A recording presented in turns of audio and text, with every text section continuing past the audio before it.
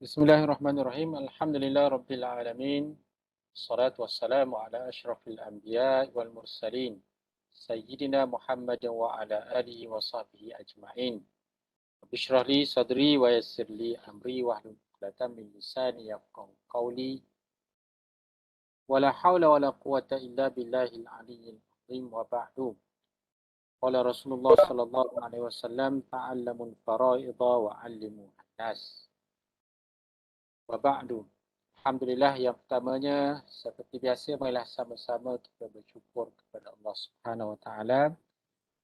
Di kesempatan kali ini kita masih diberi peluang oleh Allah untuk sama-sama kita bertemu di dalam kelas pengajian faraid secara atas talian, dan kita berada pada 2 minggu yang terakhir, minggu yang ke-13 dan satu lagi minggu yang ke-14. InsyaAllah pada minggu-minggu yang terakhir ini kita akan habiskan, insyaAllah akan habiskan tajuk-tajuk yang terakhir. Dan untuk malam ni kita akan bincang tajuk Miras Al-Mafqud dan juga Mirasu Al-Hamli. Kemudian ada lagi tajuk-tajuk yang mungkin Ustaz tidak bincangkan dalam pertemuan kita. Cukup sekadar kita mengetahui teori kaedah penyelesaian, iaitulah berkenaan dengan miras al-gharqa wal hadama. Al-gharqa wal hadama iaitulah pewarisan orang-orang yang mati secara lemas, serentak, secara ramai-ramai, dan juga orang yang mati dalam hadma. Hadma ni dalam runtuhan bangunan. Satu lagi harqa, iaitulah orang-orang yang mati kebakaran. Yang mati kebakaran, satu keluarga mati sekaligus dalam kebakaran. Satu keluarga mati sekaligus dalam tragedi karam, lemas. Ataupun satu keluarga mati sekaligus dalam tragedi runtuhan bangunan, kena bom. Jadi yang tu kita tidak akan bincang secara detail lah. Kita akan belajar secara teori saja. Mana kalau nak Ustaz tu sebut terus sekarang ni pun boleh sebut lah. Yang mana dalam syarat pewarisan pusaka yang telah kita pelajari di awal-awal pertemuan dahulu, di antara syaratnya ialah rukun-rukun pusaka ni orang yang mewarisi. Waris ni adalah orang yang hidup, kemudian adanya mewaris orang yang mati. Mesti terbukti siapa yang mati dulu, siapa yang mati kemudian. Siapa yang mati dulu, mana hartanya diwarisi akan diwariskan oleh waris yang mati kemudian. Tetapi dalam tragedi mati secara beramai-ramai, berjemaah. Mati secara berjemaah. Kalaulah tidak diketahui mana-mana antara waris yang mati dahulu dan mana yang mati kemudian, tidak mencukupi syarat perwarisan antara mereka. Contohnya dalam tragedi kemalangan, sebuah kereta mati masuk dalam gaung, waliyahzubillah lah. Biasalah berlaku benda-benda macam ni. Maknanya dalam keadaan suami mengantuk memandu masuk dalam gaung, bila dijumpai mereka semua ada suami, ada isteri, ada anak, ada mertua ke apa ke, mati tak diketahui siapa yang mati dahulu, siapa yang mati kemudian. Jadi macam mana nak mewarisi antara satu sama lain? Adakah suami mewarisi isteri ataupun isteri mewarisi suami? Siapa yang kita nak bagi? Harta suami nak bagi pada isteri ataupun harta isteri nak bagi pada suami ke tidak? Sebab kalau suami tu masih ada mak, masih ada adik-beradik, harta yang diwarisi oleh suami daripada isterinya juga akan diwarisi oleh adik-beradiknya yang lain. Tetapi dalam masalah ni kita tak tahu siapa yang mati dahulu, siapa yang mati kemudian. Oleh kerana itu, harta mereka ini tidak boleh diwarisi antara satu sama lain dalam kalangan orang yang terlibat dengan kemalangan tersebut. Jadi kita kiaslah dalam masalah mati lemas secara beramai-ramai. Tak tahu siapa mati dulu, tak tahu siapa mati kemudian. Melainkan memang ada perbezaan. Dapat dibezakan, dapat dipastikan. Forensik dapat membezakan siapakah yang mati dahulu, siapa yang mati kemudian. Barulah hak perwarisan. Orang kemudian boleh mewarisi, orang yang mati kemudian boleh mewarisi orang yang mati terdahulu daripada kalangan warisnya. Itu kaedahnya dalam pewarisan orang yang mati secara serentak. Untuk malam ni, kita akan bincang perwarisan al-mafqud. Itulah pewarisan waris yang hidup ataupun waris yang mati lah. Orang yang hidup, waris yang mati, orang yang hidup biasanya hidup lah, yang hilang, yang keluar daripada rumah dan tidak diketahui sama ada dia ni adalah hidup ataupun mati. Kita tengok dulu, kita tengok macam mana pewarisan mereka ni. Adakah mereka ni boleh mewarisi seperti mana orang biasa, orang yang hidup. Baik.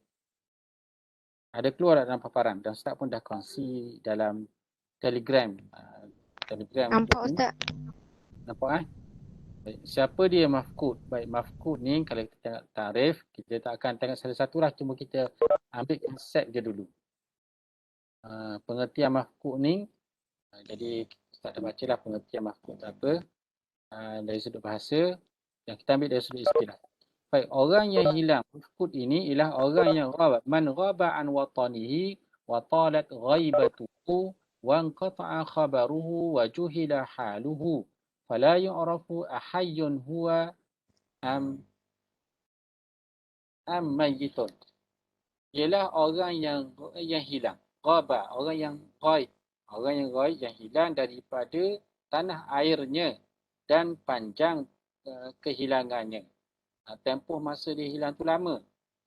Kemudian in qata'a khabaruhu, beritanya terputus, tidak ada sampai berita kepada kita, tidak ada sampai mesej, tidak ada berbalas mesej. Kalau kita call tidak terjawab, kalau kita hantar email tidak jawab, maknanya tak diketahui, terputus khabar beritanya dan tidak diketahui situasinya, maka tidak diketahui adakah dia masih hidup ataupun dia telah mati.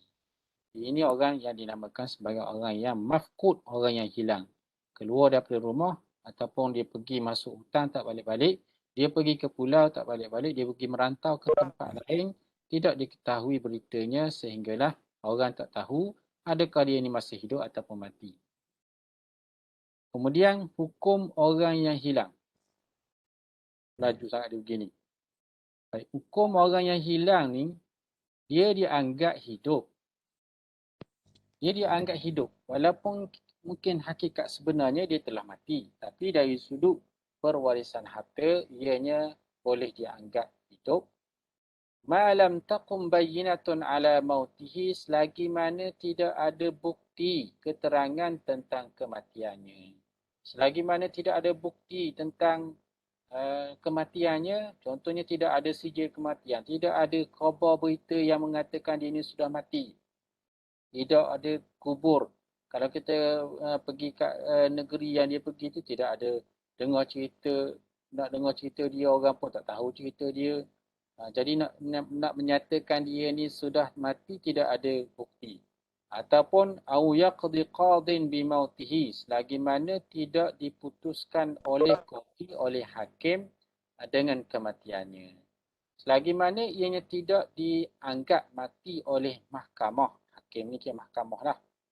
Jadi di kalangan kita ni, kalaulah ada kes-kes seumpama ni, hakim lah yang akan menentukan dia ni boleh diputuskan, boleh ditentukan hidup ataupun mati. Boleh dianggap hidup ataupun anggap mati. Jadi dalam kaedah kita hari ini, tanggapan hidup ataupun tanggapan mati. Jadi kalau hakim keluarkan satu perintah menganggap mati orang ni, maka bolehlah dia anggap mati. Walaupun tuannya masih hidup lagi. Kalau tidak ada perintah mahkamah yang menganggap dia sudah mati, maka dia masih lagi dikira hidup. Setelah mana ba'da mururi waqtin yaghlibu 'ala dhanni mautuhu fihi. Setelah berlalunya satu waktu. Jadi dianggap mati ini hakim mengeluarkan tanggapan perintah tanggapan mati setelah menggunakan budi bicara, meneliti tempoh waktu yang lama. Yang mana mengikut zon yang kuatnya, orang ni katakanlah dia hilang dah 10 tahun hilang. Masa dia hilang tu umur 90 tahun. 90 tahun, dah 10 tahun berlalu, kalaulah dia masih hidup lagi 100 tahun. Jadi 100 tahun tu kalaulah ikut pada logiknya ramai daripada kalangan kita kalau umur 100 tahun ni kebiasaannya sudah meninggal. Jadi zon yang kuat mengatakan dengan dalam tempoh lama seumpama ni dia telah mati. Ataupun kita apa-apa dalil sajalah. Macam kes kapal terbang jatuh ke, ada nahas kapal terbang, tak dijumpai mayat, orang tu tidak dijumpai. Adakah dengan berlakunya nahas kapal terbang tu, jadi oleh kerana mayat tidak dijumpai, kapal terbang pun tidak dijumpai, nak buat macam mana orang ni? Adakah boleh dia anggap orang ni mati? Kalau dia anggap mati, harta bendanya boleh diwarisi. Kalaulah dia anggap hidup, harta bendanya belum lagi boleh diwarisi. Jadi ini satu isu juga bila berlaku nahas kapal terbang, bila berlaku kes kehilangan kapal terbang, jadi waris-warisnya ataupun kalau ada berlaku kematian, mak ayah dia, dia ni adakah bahagian? Dia adakah memperoleh bahagian daripada harta pusaka ayah, mak ayah dia? Jadi ini kena, kalau tidak ada bukti kematian, kena ada perintah tanggapan daripada mahkamah. Wa bina'an 'ala zalika yufarrazu lahu nasibuhu min tarikati warithihi. Berdasarkan kepada yang demikian itu, kalaulah dia masih lagi dianggap hidup, dia disimpan bahagiannya, disimpan bahagiannya, dicabut bahagiannya daripada harta peninggalan si mati, waris-warisnya yang pewaris-pewarisnya yang telah meninggal. Kalau dia ada ayah, ayah dia mati, jadi dia ambil, diperuntukkan bahagian daripada harta pusaka ayahnya untuk orang yang hilang ni. Hatta yatabayyana khilafu dhalika. Sehinggalah jelas terbukti berlawanan halnya yang demikian itu. Sehinggalah diberi hak tu, disimpan hak, tergantungnya hak sebanyak. Kalaulah kita kata ada 1000 disimpan untuk dia, tiba-tiba bila mari perkhabaran dia ni telah meninggal sebelum daripada ayahnya meninggal. Ketika itu barulah dibahagi mengikut keadaan kalau dia mati kira macam mana. Jadi di sini kita kena buat andaian lah orang yang hilang ni sama ada hidup atau mati. Jadi macam mana kita nak buat andaian tu nanti kita akan tunjuk dalam kaedah pengiraannya nanti. Wa ahkamul mafqud fil miras wa min haitsu irsuhu wa irsu man ma'ahu min warasatil mayyiti tushbihu ila haddin kabirin ahkamal khunsal mushkil. Dan hukum orang yang hilang dalam pewarisan harta pusaka dari sudut pewarisannya dan pewarisan orang yang berserta dengannya.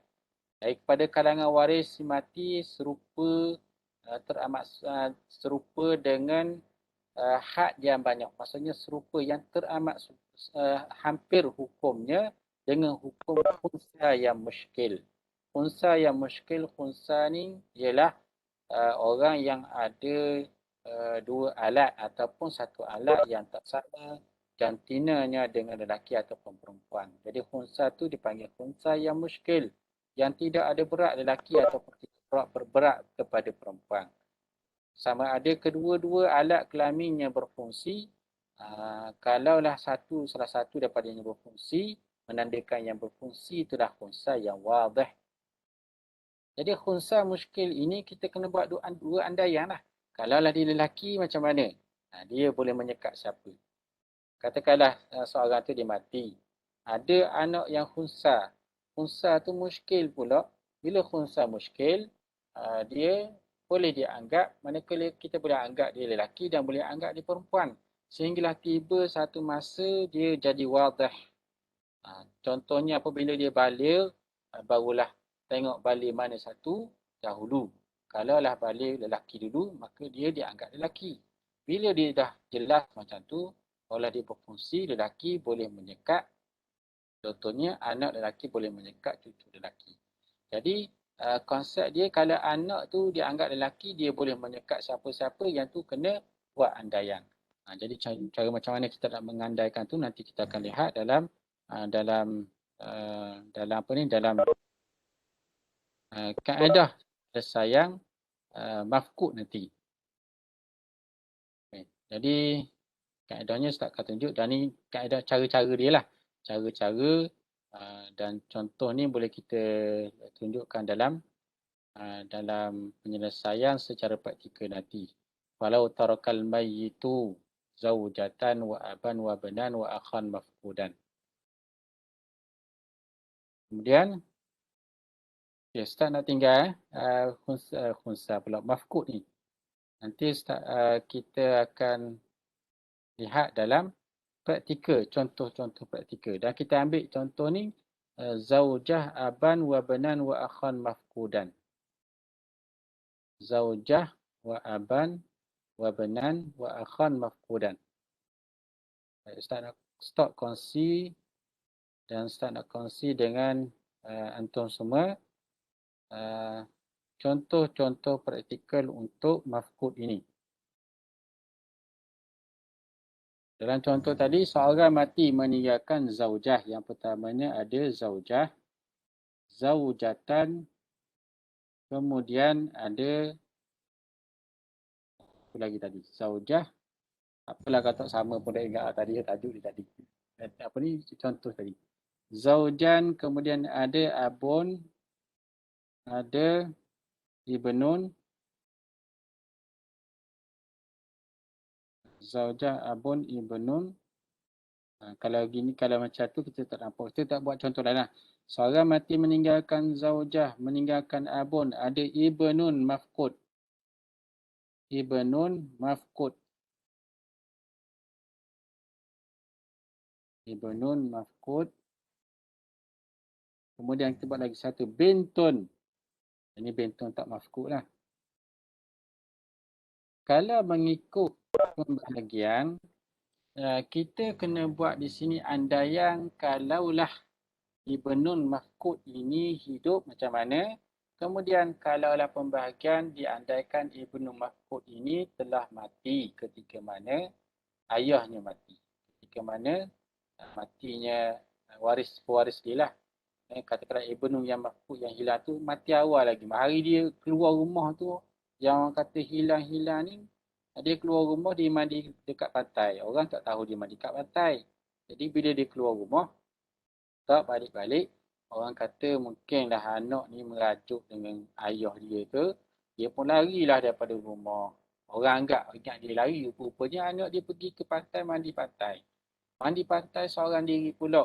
Dan tidak ada orang tahu dia ni lemas. Sehinggalah hanyut ke mana orang pun tak tahu. Ataupun dimakan oleh ikan. Sehinggalah tidak diketemui mayatnya. Jadi orang pun tak tahu. Jadi di sini tidak ada siapa yang tahu.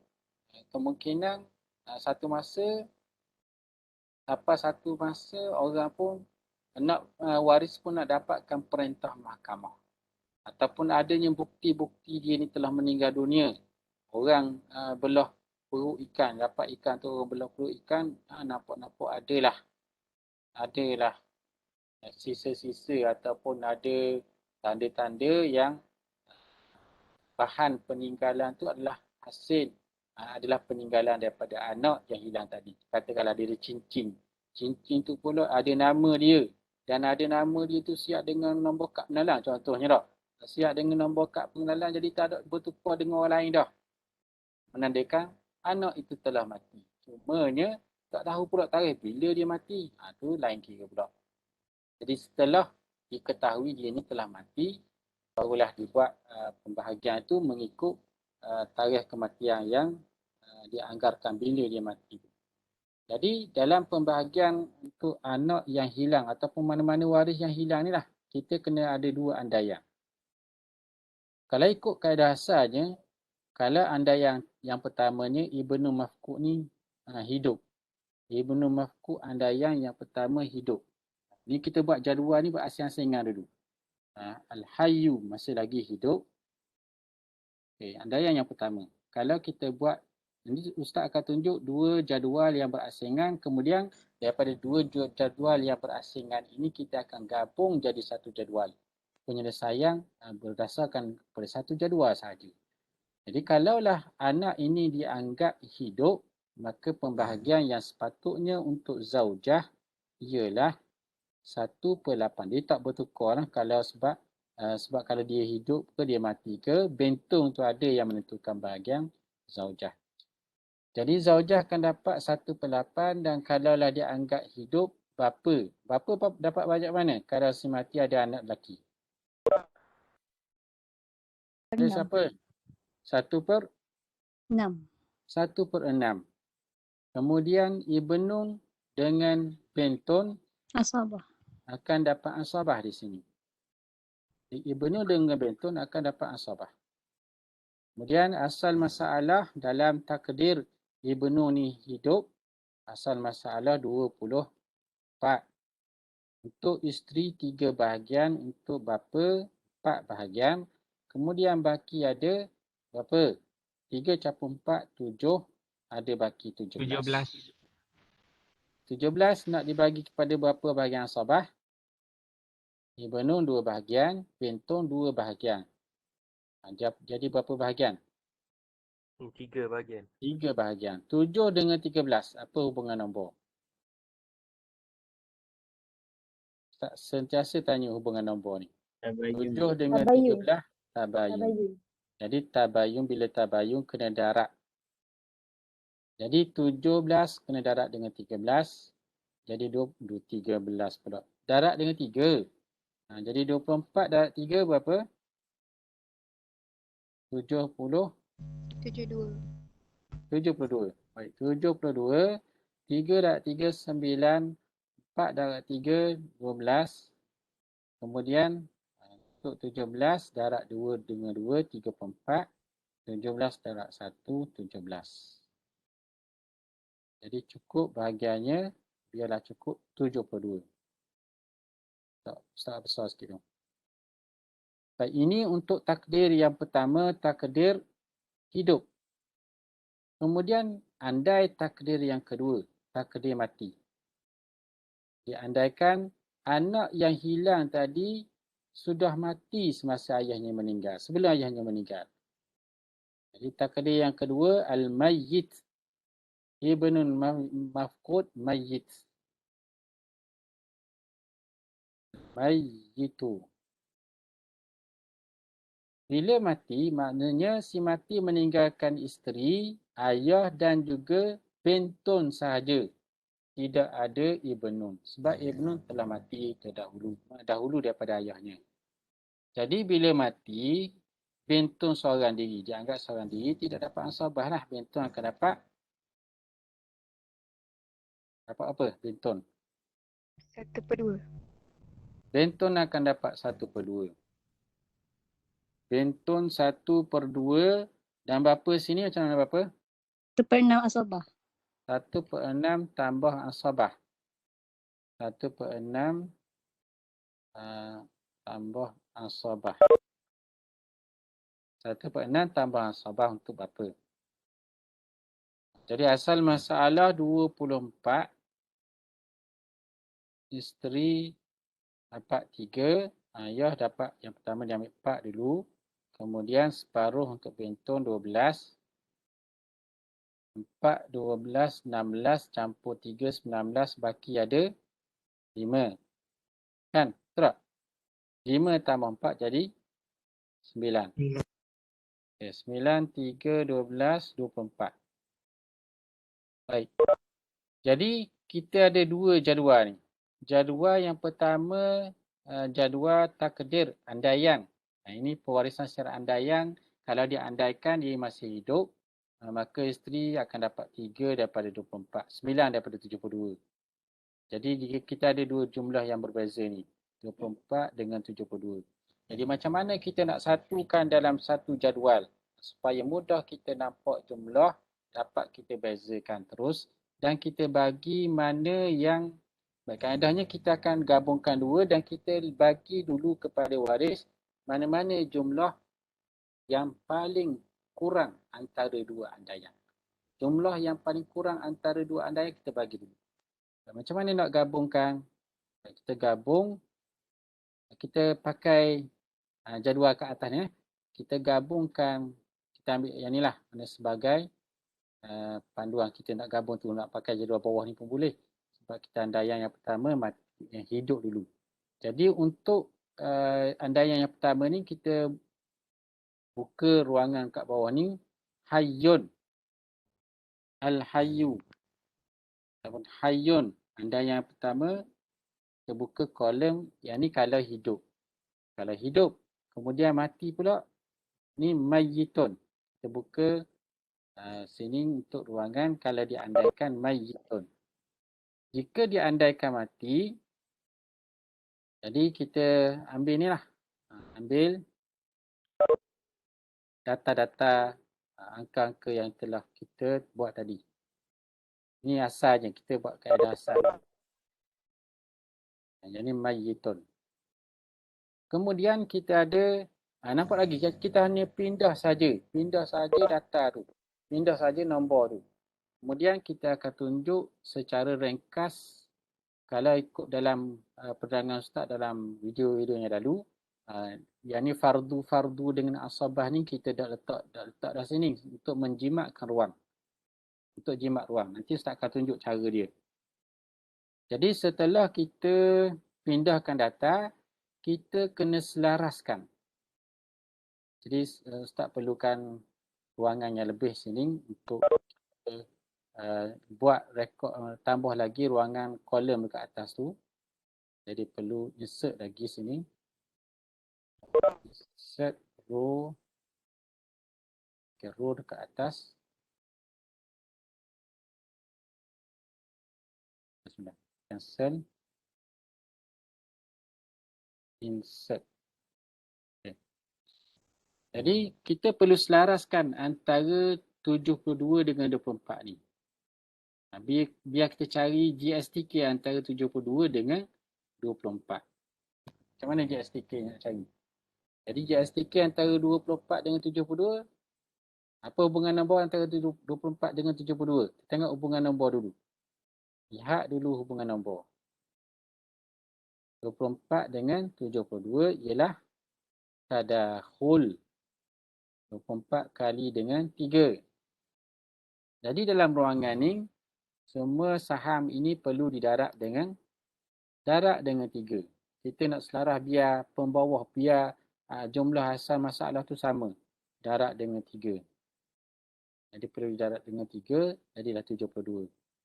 Semua 3 pun kena darab dengan 3, 9 kena darab dengan 3, 12 pun darab dengan 3.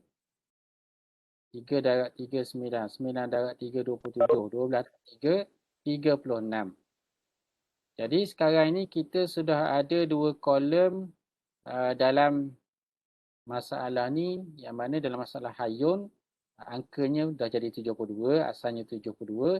Dan dalam kolom dalam andaian mati, kita dah tukar daripada 24 tadi, selaras jadi 72. Dan dengan ini kita dapat lihat antara beza 2. 8, 9 dengan 9 sama. 12 dengan 27 ada beza. 17 dengan 36. Jadi dalam masalah ni kita perlu bagi kepada waris yang hidup jumlah yang paling sedikit. Dan kita wujudkan di sini al-jami'ah. Jami'ah ni total kita nak bagi kepada waris banyak mana. Al-jami'atu.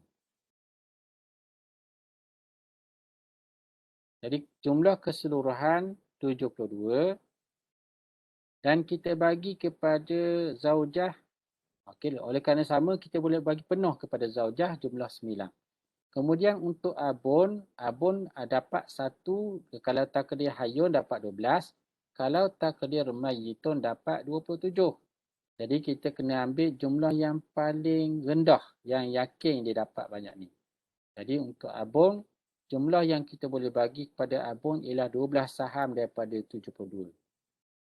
Jangan kita bagi terus 27 kerana bimbang, takut-takut nanti dia tiba-tiba dia keluar balik kat rumah dan ternyata dia ni masih lagi hidup. Kita dah beri 27, jadi abun terpaksa bayar lebihan. Kemudian untuk Ibnu Mafqud, jumlah 34 ini kita kena simpan untuk anak yang hilang. Yang hilang tadi kerana kemungkinan dia hidup. Kemudian untuk bentong pula kita beri kepadanya jumlah saham yang paling kecil iaitulah 17. Jadi untuk bentong kita kena beri sebanyak 17. 17 untuk bentong. Kemudian baki lagi 34 ini kita perlu simpan mauquf yang bukan sebagai mauquf. Harta ni tergantung. Mauquf ni tergantung. Bukan harta wakaf. Kalau pun mauquf ni benda yang tergantung, yang digantungkan, tak boleh dibagi kepada mana-mana waris. Kita simpan untuk anak yang hilang dan tunggu ketika mana sudah terbukti ataupun sampai satu tempoh masa dapat perintah mahkamah, orang ni boleh dia anggap mati. Bila sudah dia anggap mati, jadi ketika perintah mahkamah keluar tu, tarikh bila dia anggap mati, ikut mahkamah lah. Dan ketika itu barulah dia boleh dikuatkuasakan. Katakanlah tarikh anggap mati dia tu, dia mati sebelum daripada ayah dia meninggal. Jadi di sini sebanyak 34 saham disimpan untuk anak yang hilang. Jadi dua andaian ini telah kita gabungkan menjadi satu jadual. Satu jadual yang menggabungkan kedua-dua andaian kita.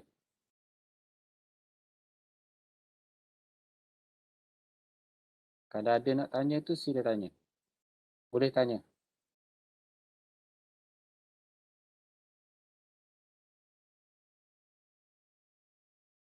Ustaz Wafetab. Kemudian yang ni takdir al-mafqud. Ini kita buat untuk kolom untuk row ni namanya takdir ataupun taqadiru andaian al-mafqud, waris yang hilang. Andaian yang pertama hayyun, andaian yang kedua mayyitun, dan ini jami'ah. Jadi jami'ah ni kita ikut yang ni lah, kita bagi mengikut dalam ruangan jami'ah ni.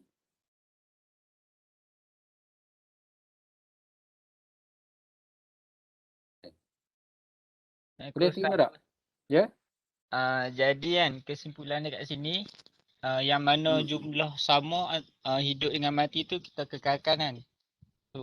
Kalau jumlah sama, kita kekal dan boleh beri terus sebab dia tidak menjejaskan apa-apa bahagian macam zaujah ni. Dia hidup ke mati ke tetap dapat 9, tak berubah. Jadi kita boleh bagi terus. Okay. Yang kalau yang antara jumlah banyak dengan sikit, kita ambil yang paling sikit. Ambil paling sikit. Anda faham? Faham. Terima kasih Ustaz. Okay. Ini jadi kewujudan hidup dan mati anak ni dia boleh beri kesan. Kalau dia mati, kesannya abun dengan bentong dapat sikit. Kalau dia hidup, abun dengan bentong dapat sikit. Tapi kalau dia mati, abun akan dapat banyak. Iaitulah 27 bahagian daripada 72. Kemudian bentong dapat 1/2 daripada 72. 36. Itu kesan dia. Jadi orang yang hilang ni dia boleh beri kesan kepada waris yang lain.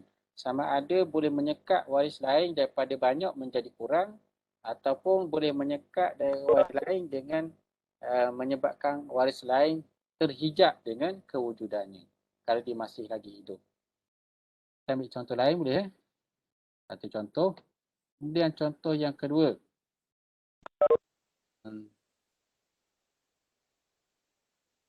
Si mati meninggalkan zaujah. Ini kita zaujah pula. Zaujah mati meninggalkan zaujun. Si mati meninggalkan zaujun. Meninggalkan ibnun mafqud. Ibnun mafqud. Anak yang hilang. Tapi yang mafqud ni kita letak kat bawah sana. Zaujun, kemudian kita letak dulu si mati meninggalkan zaujun, meninggalkan akhun syakik. Akhun syaqiqun. Si mati ada abang kandung. Kemudian ada ukhtun, syaqiqah, kakak kandung. Ada ibnun mafqud. Ibnun mafqud. Kemudian ada bintun.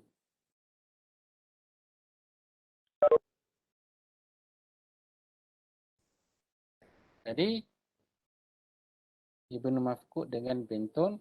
Jadi kaedahnya kita letak bawah ni takdir, andaian. Takdir ataupun taqadir. Kita nak guna dengan mufrad pun boleh. Takdir ataupun taqadir. Taqdiru al-mafqud. Andaian orang yang hilang. Anak yang hilang. Yang pertama kita takdirkan yang pertamanya hayyun. Takdir hayyun dulu. Nanti kita akan buka ruangan bawah ni. Kalau diandaikan anak yang hilang tu masih lagi hidup. Jadi untuk zaujung, berapa untuk zaujung? Dia pakai ramai-ramai. Jawab 1/4. Dia ada kesan tak kalau anak tu hidup ataupun mati? Tak kesan sebab dia tak ada anak perempuan. Dia ada anak perempuan jadi tetap dapat 1/4. Akhun syakik dengan ukhtun syakikah. Asabah. Asabah ditakdirkan anak lelaki masih lagi hidup. Ingat anak lelaki ni boleh menyekat semua saudara pada Mahjub. semati. Mahjub. Jadi dua orang ni mahjub. Mahjub. Terjinding. Jadi kalau anak lelaki yang hilang tu masih lagi hidup, adik-beradik semati tak boleh sini. Akhun syakik dengan ukhtun syakikah akan jadi mahjub. Ibnu mafqud dengan bintun, dua orang ni akan dapat Asabah. asabah. Akan dapat asabah. Di zakari mislu hazil unsayain. Kemudian, ini kalau kita nak letak tu lah, masih dalam peringkat awal ni, kalau kita letak lagi lah benda-benda ni. Tapi kalau kita dah mahir dah, benda-benda seumpama ni, macam 1/4 dah perlu dah. Tapi kita dalam peringkat belajar ni, ataupun dalam peringkat kita dah mahir pun, boleh kita letak sebagai satu langkah waspada. Takut-takut tersalah. Tersalah kita kira. Tahu dah tapi tersalah kira. Kemudian, asal masalah. 4 di sini asal masalah.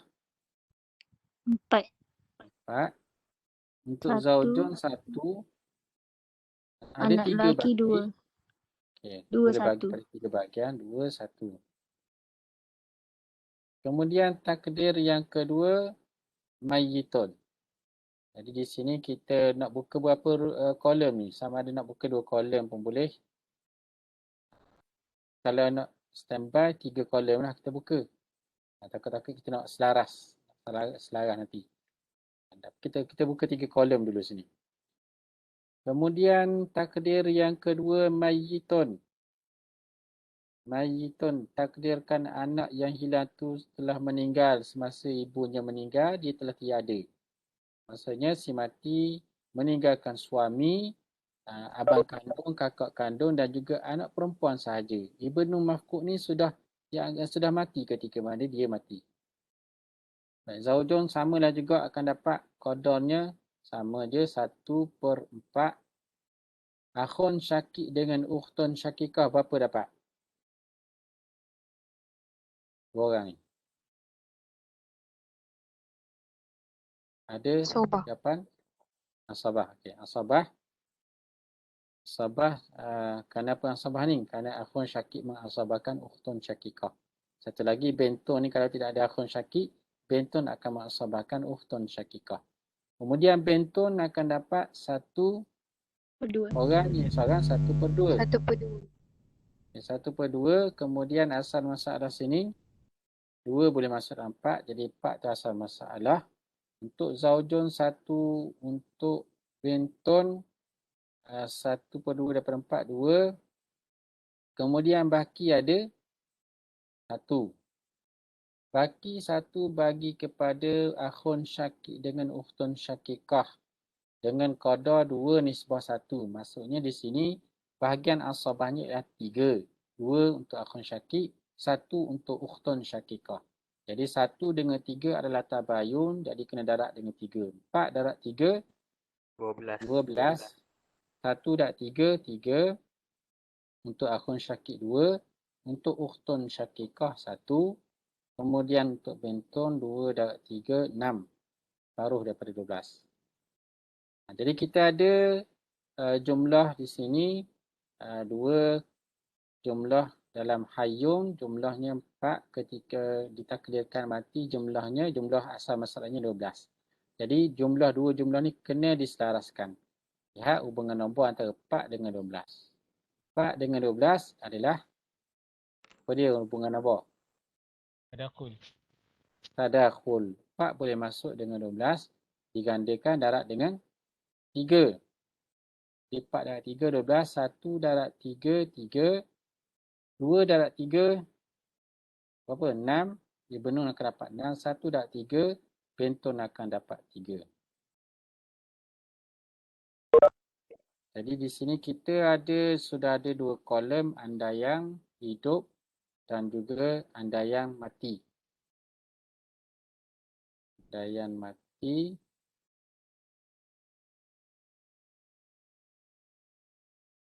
Kemudian al-jami'ah. Kita nak bagi berapa? Nak pilih banyak mana untuk zaujung, untuk akhun syakik, ukhtun syakikah dengan bintun dan juga ibnu mafqud. Al-jami'atu. Baik, total jumlah yang kita nak bagi pada waris. Untuk zaujun 3 kita lihat ada ini kita 3. 3 dengan 3 sama je, kita bagi untuk zaujun 3. Untuk akhun syakik dengan ukhtun syakikah, kita ada sini kosong. Kosong tak boleh. Jadi nak bagi berapa untuk akhun syakik dengan ukhtun syakikah? Tak payah bagi. Jangan bagi lagi. Kosong dulu. Kosong. Kemudian untuk ibnun mafqud kita simpan dalam mauquf. Itu harta yang tergantung. Mauquf sebanyak berapa sini? Ibnun mafqud mauquf sebanyak 6. 6 mauquf. Kemudian ada baki lagi 3. 3 tu kita bagi kepada bintun. Bintun dia ada 3. Bintun ada 6. Jadi kita ambil yang paling rendah untuk bintun ialah 3. 3. Jadi bila kita campur semua, 3 campur 3, 6. 6 campur 6, 12. Jadi jami'ah di sini adalah 12. Tu kaedahnya. Dan macam mana? Boleh? Boleh ikut tak? Boleh Ustaz. Boleh Orang lain macam mana? Boleh Ustaz. Boleh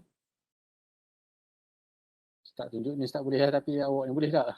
Boleh Ustaz. Ustaz boleh ke? Boleh Ustaz. Ustaz, Ah, kita kena simpan dulu ke bahagikan dulu? kita simpan sebanyak 6 kita simpan. 12 semua pecah bagi saham 12. Yang 6 ni kita simpan dan 3, 6 ni untuk zaujun boleh bagi dah. Zaujun boleh guna. Bintun pun boleh guna. Kiranya jumlah dia tetap sama lah kalau kita simpan dulu ataupun kita bahagikan dulu. Kalau setuju nak simpan, nak tunggu dulu, tak nak bagi lagi, setuju semua. Nak setuju, kita tunggu anak tu balik dululah. Ataupun anak tu hidup atau mati, bila kita tahu hidup atau mati baru kita bagi. Kalau sanggup tunggu.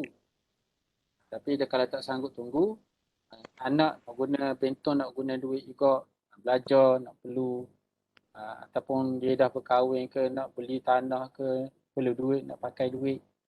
Jadi, katakanlah duit ibunya ni orang, katakanlah pegawai kerajaan, pegawai kerajaan juga. Mana K daripada SP dia banyak juga. Katakanlah 120,000. 120,000 tu kalau 3 daripada 12, mana 30,000 untuk bentong tu. Jadi kalau dia nak pakai 30,000 nak beli tanah. Nak beli tanah ke tak kira lah apa-apa pun. Jadi nak guna segera boleh bagilah. Sebanyak 30,000 saja. Tapi kalau dah ditakdirkan Ibnu tu dah mati, dia boleh 60,000. Bila kita simpan 60,000 tu, bila dah tahu mati, jadi 30,000 lagi baki tu kita bagi semula kepada bentong. Mencukupkan mayit, kalau mayit mencukupkan 6/12. Dia telah 60,000 daripada 120,000.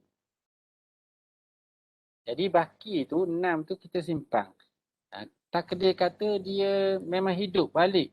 6 tu saham 6 daripada 12 tu kita bagilah kepada Ibnu. Lepas tu katakanlah lepas bagi-bagi dah dapat ni 3 bila kepada bentong, dapatlah berita Ibnu Mafqud tadi sebenarnya dah mati lama dah sebelum mak dia lagi. Jadi dia boleh sebanyak 6 saham. Jadi dia boleh semualah 6 saham. Hak mauquf tu semua boleh kepada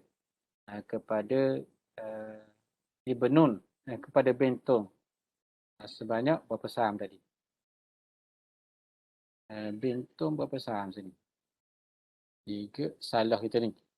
Salah ke tak ni? 6 dengan 3. Okey, kalau saham, kalau mayit 6. 6 lah. 3, 6. Boleh faham tak sini? Faham Ustaz? Faham. Faham. Nak contoh lain ke nak tu kepada Mirasul Hamli? Tajuk lain. Faham Boleh tak tak? Ustaz? Mana boleh lepas, tak boleh lepas tajuk ni. Boleh. Boleh. Sebab dalam tajuk Apa? Mirasul Hamli, kaedah yang sama juga kita guna. Cuma takdir Mirasul Hamli tu, dia lebih banyak lagi takdir dia. Kita nak gabungkan lagi takdir untuk Mirasul Hamli ni kepada 6 takdir. Kalau Mirasul Mafqud, 3 takdir saja. Baik, kita terus kepada Mirasul Al-Hamli. Kena take 5 dulu. Nak sambung terus ataupun take 5? Take 5 dulu Ustaz. Ya? Take 5 dulu. Take 5 dulu. Dan kita masuk semula dalam 9.35. Boleh tak? Boleh Ustaz. 9.35. Jadi Boleh. kita tawakul dulu dan kita masuk untuk sambung Mirasul Hamli 9.35. Assalamualaikum warahmatullahi wabarakatuh.